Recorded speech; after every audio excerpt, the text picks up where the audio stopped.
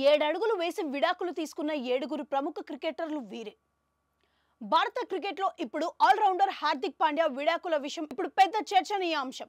ఎంతో కష్టపడి పైకి వచ్చిన పాండ్యా ఎంతో ఇష్టపడి నటాషాను పెళ్లాడాడు. పెళ్లికి ముందే వీరికి ఓ కుమారుడు కూడా పుట్టాడు. అయితే 5 ఏళ్లు తిరగకుండానే వీరు విడిపోతున్నారు. భారత క్రికెట్లో ఇంత తొందరగా విడిపోయిన జంట వీరేనేమో.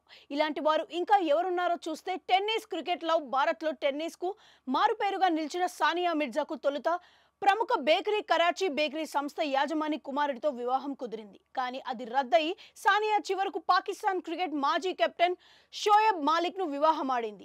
2010లో వీరిద్దరూ ఒకటయ్యారు. 10 ఏళ్లకు పైగా కలుసున్న అనంతరం నిరుడు విడిపోయారు. పెళ్లైన మహిళను పెళ్లాడిన ధావన్ టీమిండియా ఓపెనర్ శిఖర్ ధావన్ 2012లో ఆయేషా ముఖర్జీని పెళ్లాడాడు. అప్పటికే ఆయేషాకు పెళ్లై భర్తతో విడిపోయింది. వీరు కూడా 10 ఏళ్లు కలుసున్నారు. 2021లో విడిపోయారు.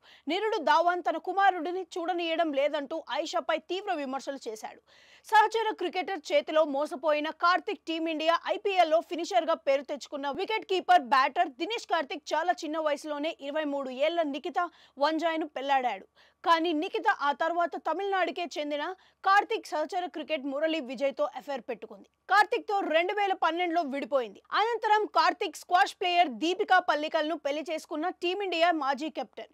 హైదరాబాద్ టీమిండియాకు సుదీర్ఘకాలం కెప్టెన్ గా వ్యవహరించిన హైదరాబాదీ మొహమ్మద్ అజహరుద్దీన్ హైదరాబాద్ కి చెందిన నౌరీన్ను కెరియర్ తొలినాళ్లలోనే పెళ్లాడాడు. కానీ 1996లో వీళ్ళు విడిపోయారు. అజహర్ బాలీవుడ్ నటి సంగీత బిజ్లానీని పెళ్లాడారు. ఆ తర్వాత వీళ్ళు కూడా విడిపోయారు. సచిన్ స్నేహితుడు సచిన్ టెండూల్కర్ తో పాటు గొప్ప క్రికెటర్ కావాల్సిన వినోద్ కాంబ్లీ కెరియర్ అర్ధాంతరంగా ముగిసింది. ఇప్పుడు నోయల్లా లూయాసిస్ ను వివాహం చేసుకున్నాడు.